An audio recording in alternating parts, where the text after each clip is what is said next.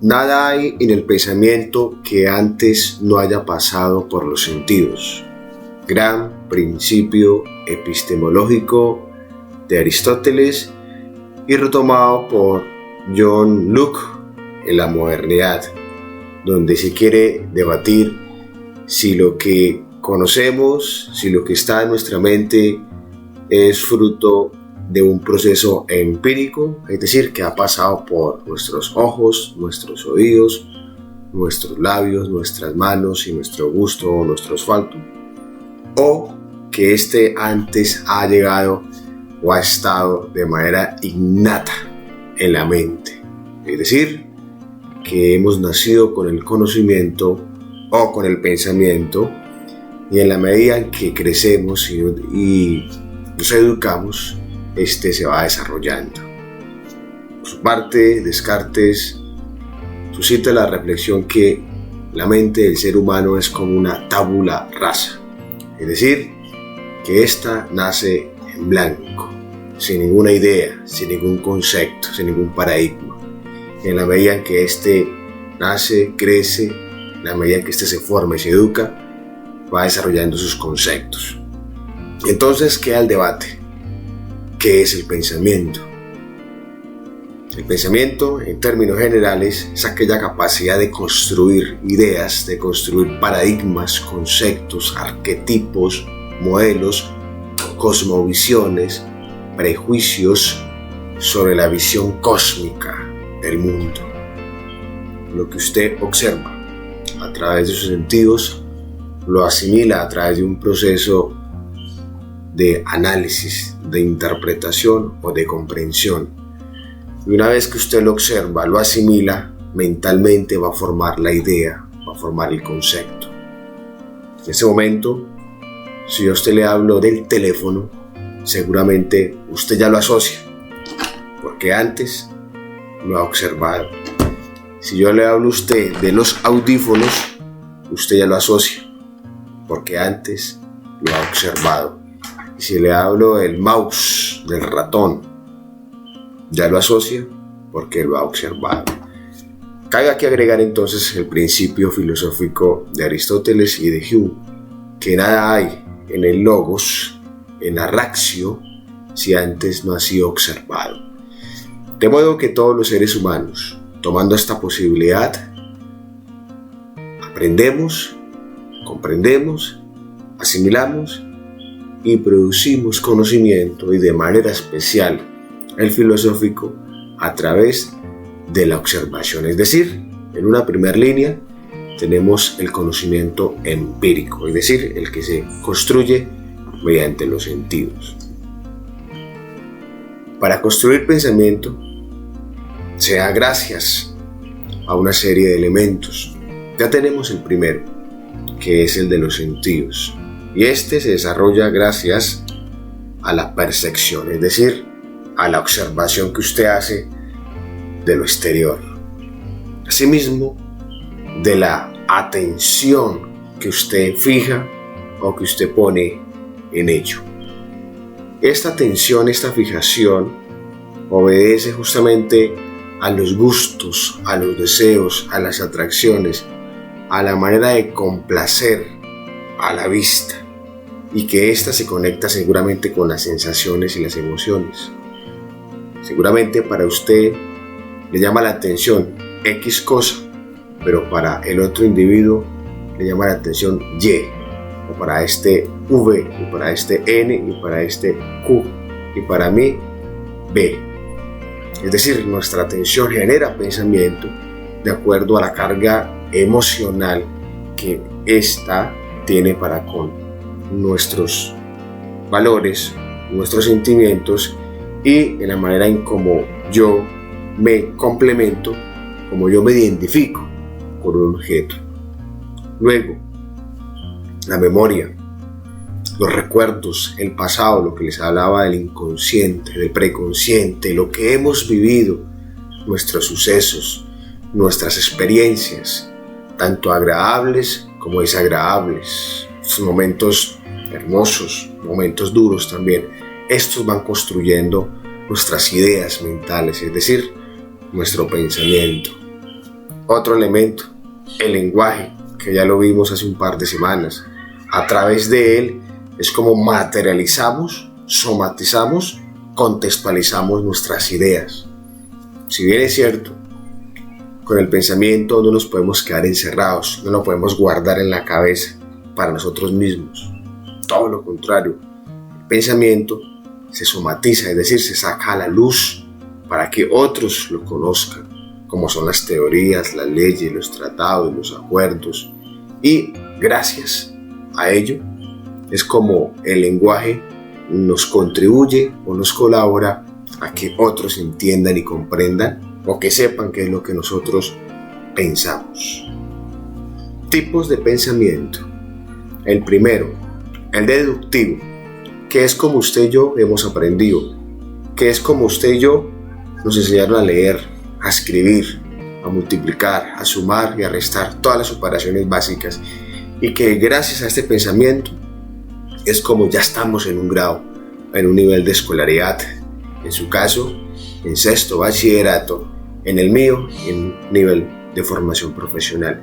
El pensamiento deductivo es aquel que parte desde ideas generales y termina con conclusiones particulares, mediante premisas, axiomas o mediante proposiciones, que bien son dos: premisa 1, premisa 2, conclusión, o proposición 1, proposición 2 y conclusión, desde elementos universales para llegar a hechos concretos. Esto se relaciona con la lógica filosófica, el proceso deductivo. Vamos a plantear un ejemplo. Todos los seres humanos tienen derechos. Deiner Gallo es un ser humano. Por lo tanto, Deiner tiene derechos. ¿Cómo llegué a esa conclusión de que Deiner tiene derechos? Pues a partir del proceso deductivo, puesto que él también es un ser humano, y de esta manera me permitió hacer ese tipo de conclusión o de afirmación. Veamos otro ejemplo. Todos los políticos son corruptos. Los senadores son políticos. Conclusión: los senadores son corruptos. ¿Cómo llegué a esa deducción filosófica o a esta conclusión? Pues a partir de un proceso de relación de ideas en la que yo tomé la premisa universal y con esta una particular, y con esta logré llegar a esta conclusión deductiva. Segundo tipo de pensamiento, el inductivo. Este se desarrolla de manera contraria al deductivo. Si bien el inductivo parte desde premisas particulares y llega a premisas universales o generales. Dicho en otras palabras, parte de elementos individuales, de sujetos concretos, y a través de un proceso también de análisis, de interpretación, se llega a premisas universales. Pensamiento analítico es la capacidad que se tiene de relacionar, de comparar, de asimilar un elemento para con el otro de manera particular. Aquí ya no hay los niveles de universal a particular, ni de particular a universal, sino de la relación que se hace entre particulares. Y a partir de allí, de esta relación, se hace un juicio lógico, un juicio analítico. Y se plantean premisas, se plantean conclusiones y se plantean juicios. Pensamiento creativo, que todos los seres humanos lo tenemos por naturaleza desde el momento del nacimiento.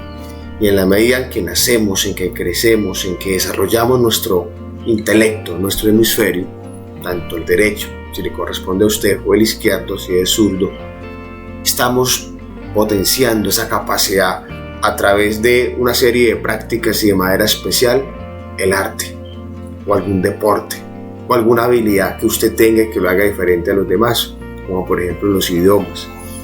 El hecho de que usted tenga la habilidad de bailar, y que cualquier canción que le pongan usted lo baila sin que antes le hayan enseñado, o que le entreguen un instrumento musical y que usted con facilidad lo interprete, o que le entreguen un balón de fútbol, de baloncesto y con qué destreza lo hace.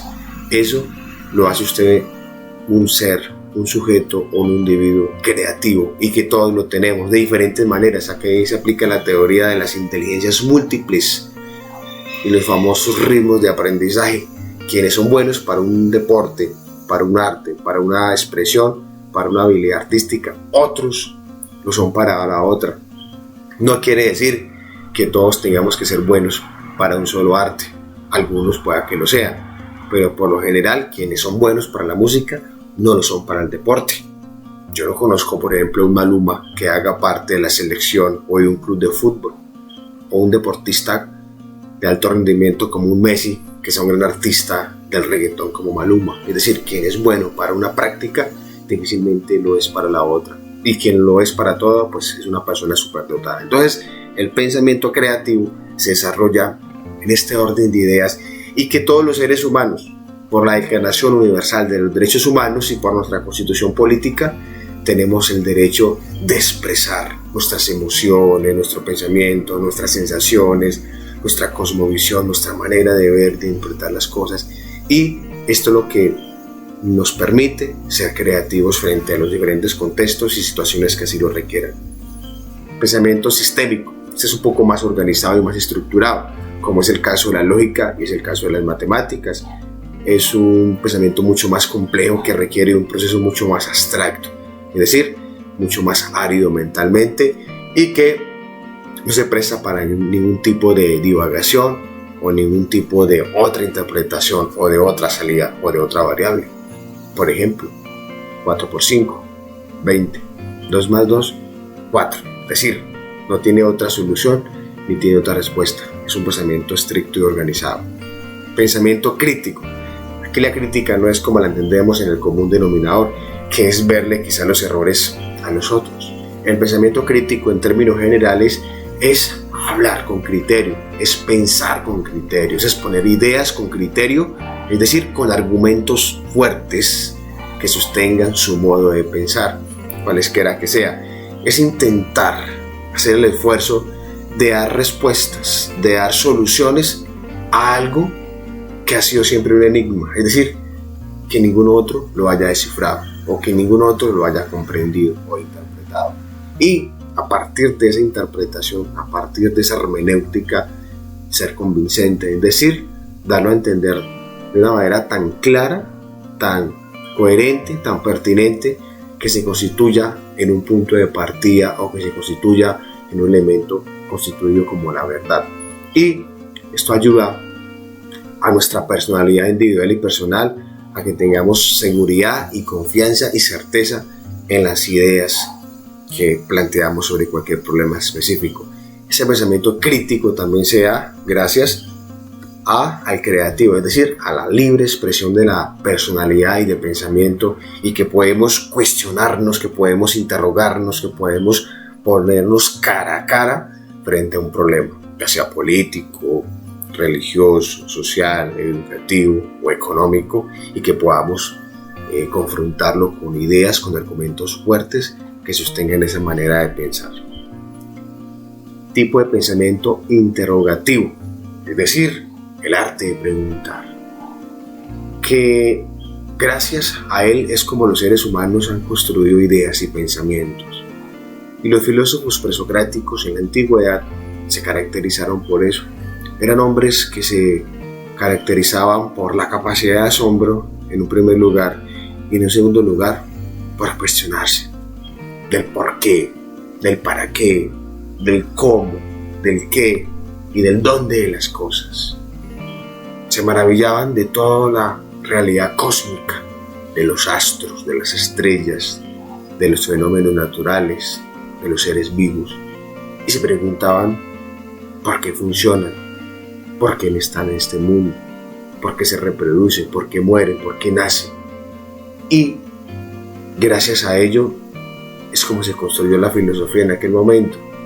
Y a lo largo de la historia del ser humano, frente a todos los problemas científicos, culturales, filosóficos, médicos, ahora con el COVID-19, se están preguntando cómo curarlo, cómo plantear posibles soluciones o suscitar la posibilidad de una solución. Entonces, con la pregunta construimos pensamiento.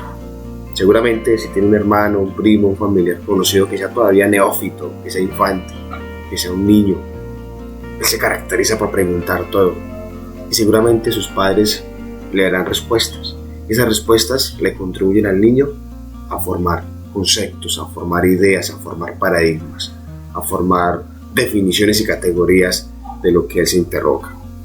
Los invito a que revisemos este esquema con más prontitud. Se los publico en Classroom junto a esta presentación para que profundicemos más sobre los elementos del pensamiento. Conclusión, a grosso modo, el pensamiento puede abarcar un conjunto de operaciones racionales. No tenemos claro que es un proceso exclusivamente racional, como son el análisis, que ya lo vimos, la síntesis es la capacidad de tomar de lo general una cantidad de ideas, de premisas y de conceptos y sacar la idea más principal. La comparación, la relación que se hace entre un recurso, entre una realidad para con la otra y llegar a una inferencia.